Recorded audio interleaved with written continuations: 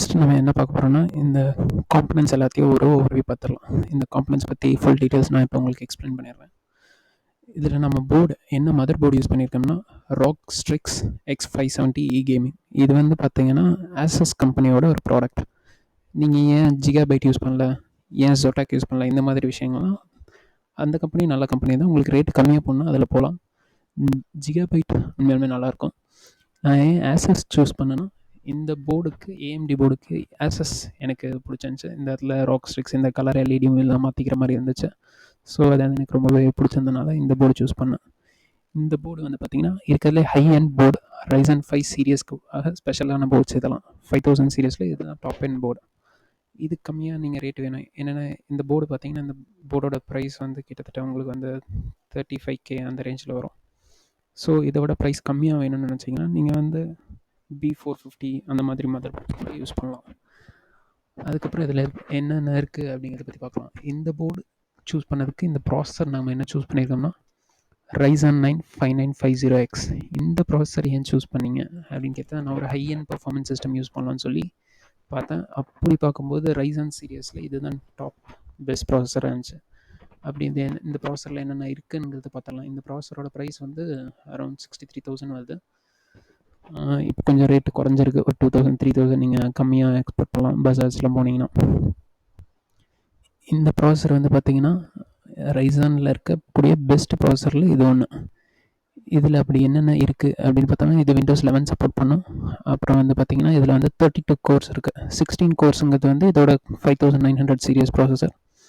இதில் வந்து பார்த்திங்கன்னா அப் டு 4.9 GHz வரைக்கும் பூஸ்ட் பண்ணலாம். அதுமாதிரி மேக்ஸிமம் பூஸ்ட். இதில் கேட்ச் வந்து பார்த்திங்கன்னா 72 MB இருக்கும். டாப் வோல்டேஜ் வந்து 105 வாட் வரைக்கும் இது வந்து கன்சியூம் பண்ணும். இது PCI 4 வெர்ஷன்ஸ் வந்து சப்போர்ட் பண்ணும். அதனால் நீங்கள் வந்து ஸ்பீடை வந்து நீங்கள் எக்ஸ்பெக்ட் பண்ணுறத விட அதிகமாகவே இருக்கும்.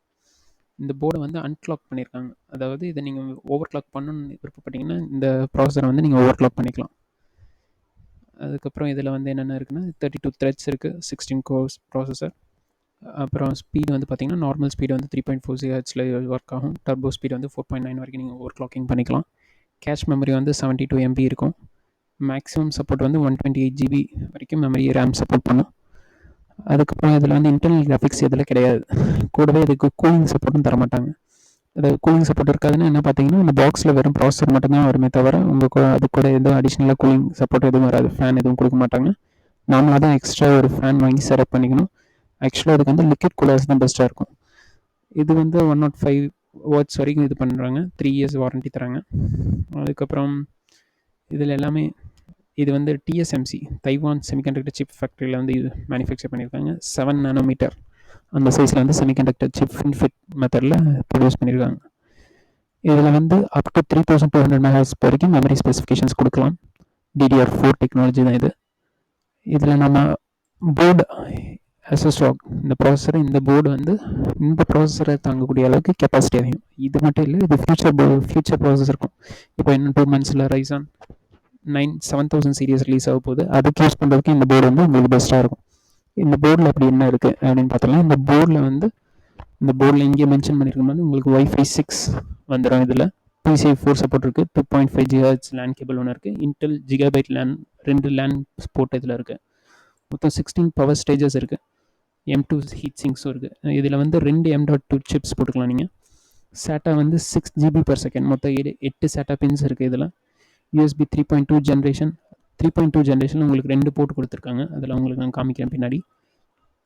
இதில் வேறு என்னென்ன அப்படி எக்ஸ்க்ளூசிவாக இருக்குது அப்படின்னு கேட்டிங்கன்னா நார்மலாக எல்லாம் இதில் ஒரு ஃபேனும் வந்துடும் உங்களுக்கு போர்டை கூல் பண்ணுறதுக்கு.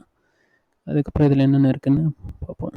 இதில் வந்து பார்த்தீங்கன்னா பயோஸ் ஃப்ளாஷ்பேக் பட்டன் வந்துடும். இந்த இடத்துல உங்களுக்கு பயோஸ் ஃப்ளாஷ் பட்டன். அப்படி என்ன இந்த பயோஸ் ஃப்ளாஷ்பேக் பட்டன்னா இந்த சைடில் பென்ட்ரைவ் நீங்கள் பயோஸ் அப்டேட் பண்ணணும்னு நினச்சிங்கன்னா நெட்டு கனெக்ட் பண்ணாமல் பென்ட்ரைவில் மட்டும் அந்த பயோஸை ஏற்றிட்டு அப்படியே போர்டில் கனெக்ட் பண்ணிட்டு பென்ட்ரைவில் கனெக்ட் பண்ணிட்டு அந்த பின்னில் கரெக்டாக கனெக்ட் பண்ணிட்டு ஃப்ளாஷ் பட்டன் எழுத்துனீங்கன்னாவே இது ஃப்ளாஷ் ஆகிடும். ஆனால் பார்த்து கவனமாக பண்ணுங்கள். ஒரு வேளை நீங்கள் ஃப்ளாஷ் பண்ணுறப்ப கரண்ட்டு போயிடுச்சுன்னா இந்த போர்டு ஒன்றுக்கும் ஆகாது, தூக்கி போட வேண்டியதான். இதில் வந்து ஒரு HDMI போர்ட் இருக்குது, ஒரு டிஸ்பிளே போர்ட் இருக்குது, கூட ஒரு 3 USB பின் ஸ்லாட்ஸ் இருக்குது. உங்களுக்கு 3.2 ஜென்ரேஷனில் 2 ஸ்லாட் வந்துடும். இது வந்து பார்த்தீங்கன்னா எத்தனை கேபிள் நான் முன்னாடி சொன்ன 2.5 GHz எத்தனை கேபிள். இது வந்து இன்டெல் எத்தனை கேபிள். இது வந்து வைஃபை வந்து அவங்க தனியாக ஒன்று கொடுத்துருக்காங்க, அதை வந்து நீங்கள் கனெக்ட் பண்ணிக்கலாம். நான் செட்டப் பண்ணும்போது அந்த வைஃபை மாடியூலும் காமிக்கிறேன். அதுக்கப்புறம் இது வந்து 2 ஜிபியூ ஸ்லாட் 16x8x8 2 கொடுத்துருக்காங்க. 116 மட்டும் கொடுத்துருக்காங்க. 2 8 ஸ்லாட்ஸ் கொடுத்துருக்காங்க. அதுக்கப்புறம் பார்த்தீங்கன்னா உங்களுக்கு வந்து QR கோட். இந்த கோடு வந்து இந்த டிஜிட்டலில் வந்து 1 0 காமிக்கும். இதை பொறுத்து உங்கள் போர்டில் ஏதாவது எரரா இல்லை ப்ராசரிங்கில் எந்த இடத்துல எரர் அப்படிங்கிறது இந்த டிஜிட்டல் இதை வச்சு நீங்கள் தெரிஞ்சுக்கலாம். இது ரொம்பவே யூஸ்ஃபுல்லாக இருக்கும் உங்களுக்கு. இந்த போர்டு ஓவர் கிளாக்கிங்காகவே பண்ணப்பட்டதுனால நீங்கள் ஓவர் கிளாக்கிங் இதில் பண்ணிக்கலாம். கேமிங் பர்ஃபார்மன்ஸில் பயங்கரமாக இருக்கும் இதில். அப்புறம் DDR4 மெமரி இந்த போர்டு வந்து 128 GB வரைக்கும் சப்போர்ட் பண்ணும்.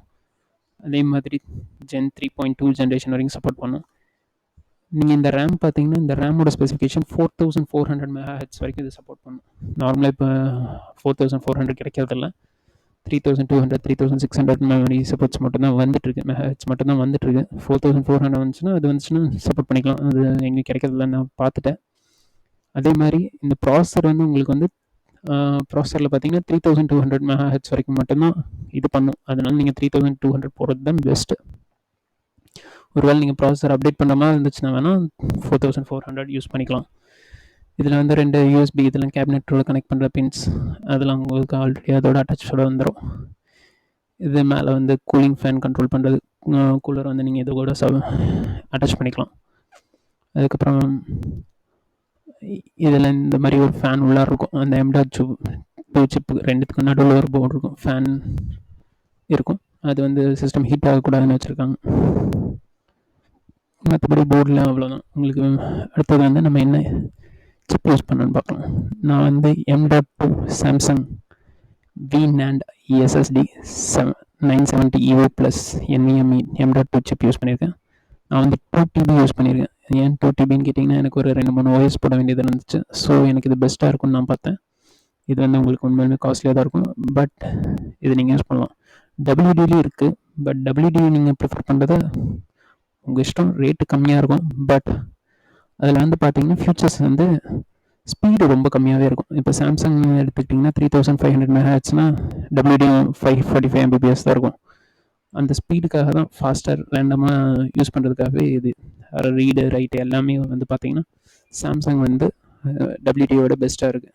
இது வந்து 62 பாயிண்ட்ஸ் வாங்கியிருக்கு. நார்மலாக யூசர் பெஞ்ச் மார்க்கில் இது வந்து 19 பாயிண்ட்ஸ் தான் வாங்கியிருக்கு வெஸ்டர்ன் டிஜிட்டல். நீங்கள் அதனால் சாம்சங் ப்ரிஃபர் பண்ணுறது பெஸ்ட் எனக்கு கேட்டால். இது ஒரு 30,000 வந்துடும் உங்களுக்கு.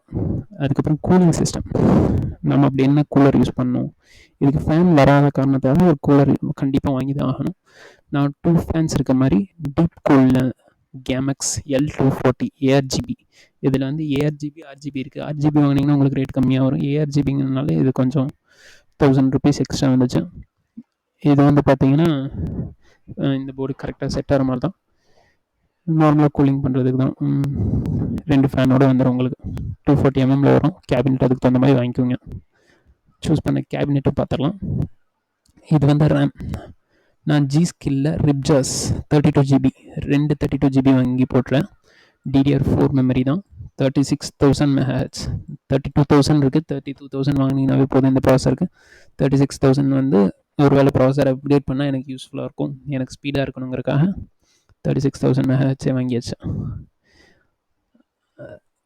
இது வந்து ஓகே, ரிப்ஜாஸ் கம்பெனி வந்து இருக்க நல்ல கம்பெனி தான். இது வந்து கேபினெட் ஏன் DEEPCOOL சூஸ் பண்ணியிருக்கோம் அப்படின்னா எனக்கு ஒயிட் கேபினெட் நல்லாயிருக்கும் அப்படின்னு சொல்லி தோணுச்சு. ஸோ ஒயிட் கேபினெட்டே ப்ரிஃபர் பண்ணிட்டோம். இது DEEPCOOL மேட்ரிக்ஸ் 55. முன்னாடி 3 ஃபேன் வச்ச மாதிரி வந்துடும் உங்களுக்கு. மேலே வந்து பார்த்தீங்கன்னா ஒரு வென்டிலேஷன் டக்டும் கொடுத்துருப்பாங்க. அந்த கூலர் செட் பண்ணிங்கன்னா ரெண்டு ஃபேன் தான் வைக்க முடியும். மேலே 3 ஃபேன் வைக்க முடியாது. மேலே உங்களுக்கு LED பட்டன் ஒன்று வந்துடும். 2 USB Gen 3 வந்துடும். USB நார்மல் ஒன்று வரும். அப்புறம் பவர் சப்ளை ஒன்று வந்துடும். கேபினெட்டில் கீழே வந்து SMBS வைக்கிற மாதிரி கொடுத்துருக்காங்க. ஃப்ரண்ட்டில் சைடில் இது ஏர் கூலிங் உள்ளார போயிட்டு வர்றதுக்காகவும் கொடுத்துருக்காங்க. மற்றபடி நம்ம நார்மல் தான்.